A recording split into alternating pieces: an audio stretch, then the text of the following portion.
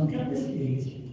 আরেকটা কথা রাসূলুল্লাহ সাল্লাল্লাহু আলাইহি ওয়াসাল্লাম কেসিং বই আছে, ভবিষ্যৎবাণী আছে যে আহলে হাদিসের সংখ্যাটা কম হবে। কেন? রাসূলুল্লাহ সাল্লাল্লাহু আলাইহি ওয়াসাল্লাম বলছেন লা তাযালু তাইফাতুন মিন উম্মতি যায়িদিনা আলাল হক, আমার উম্মতের একটা জামাত, ছোট্ট মতো জামাত, তাইফাতুন ছোট্ট মতো জামাত থাকবে আর হকের উপরে কায়েম থাকবে। কতদিন পর্যন্ত? হাত্তা ইয়াতিয়া আমরুল্লাহ, কিয়ামত আসা পর্যন্ত।